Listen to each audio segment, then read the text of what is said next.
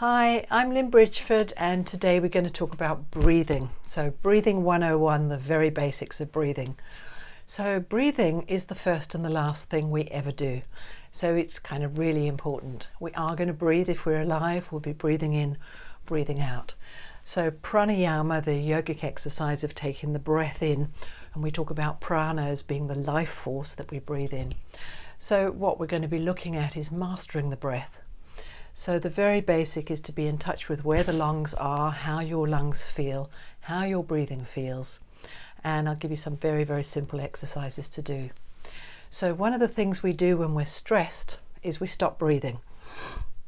So the theory I've heard about why that is so that we don't feel our feelings. However, when we're not breathing, we're not in our power. So one of the very first things to do in life is notice when you hold your breath.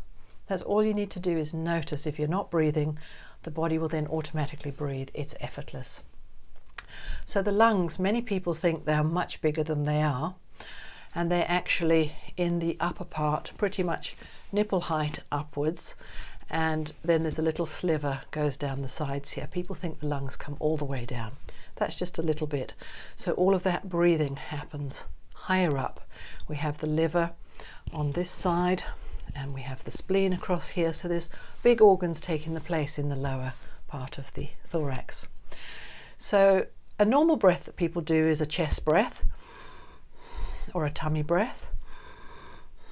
And what I'm looking at that I teach my patients and my students, because it's a breathing you can do when you're walking around, and that is to breathe into the diaphragm.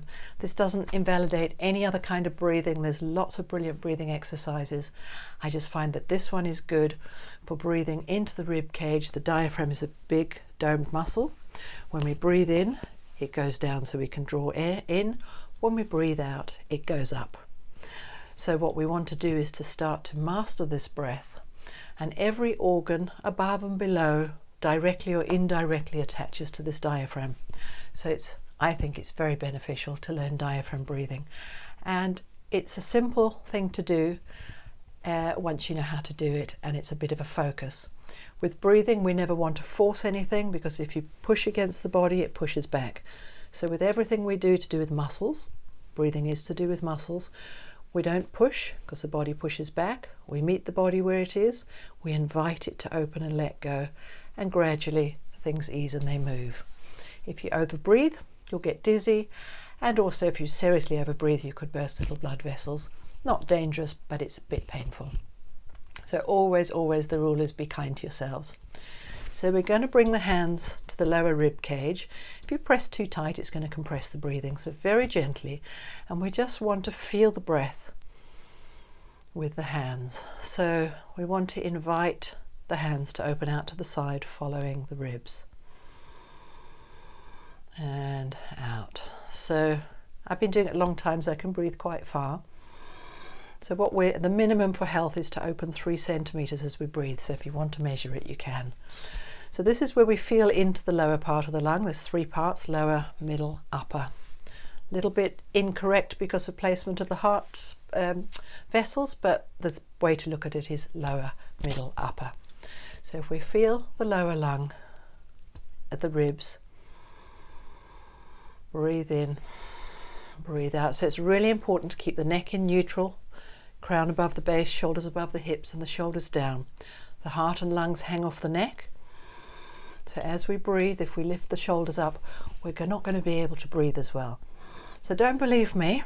Do it for yourself. Breathe with your shoulders relaxed. Feel the full expansion. Lift your shoulders up, compress, and breathe. There's not very far to go.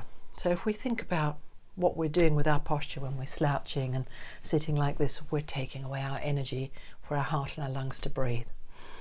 So come back to sitting straight, shoulders relaxed, neck in neutral. You find a place at the base of the skull.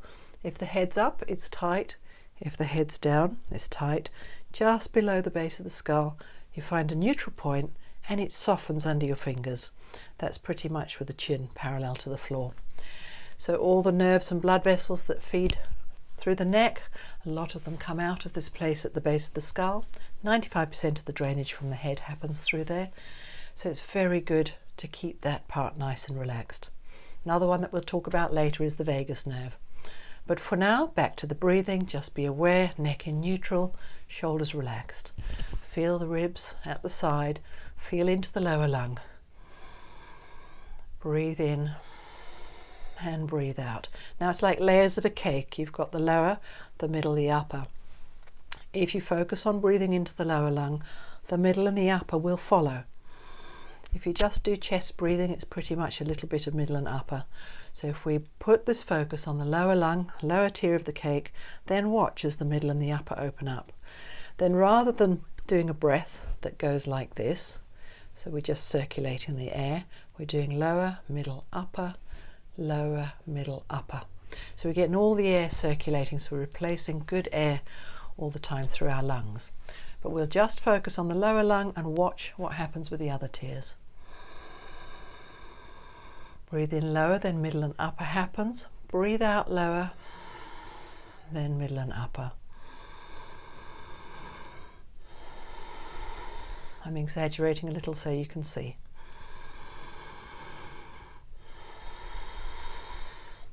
So if we just do this simple breath, lower, middle, upper, focusing lower lung, watch the middle and the upper, and breathe out lower, middle, upper. It's kind of the breathing 101. When we get a little more into it, there are more things we can do to help control the breath, but just focusing on this breath is very, very important for your health. I often do a meditation with it, focusing on the breath. I often combine it with the locks in the body. So when we're holding locks in the body, they're called bandhas, and we have our core tight because we're doing movement, we can do this breath because we're not using the belly. Like I say, it doesn't invalidate belly breath. There's some great belly breath. It's not what we're doing here. So this is breathing 101, lower lung, middle lung, upper lung, breathing out lower lung, middle lung, upper lung. So feel that for yourself, practice with the breath. If you have any questions, please ask me in the comments below or write to me. And if you'd like to subscribe or click the little bell to be notified, and we can engage that way. So that's Breathing 101 from Lynn Bridgeford, Aether Bios. Thank you so much.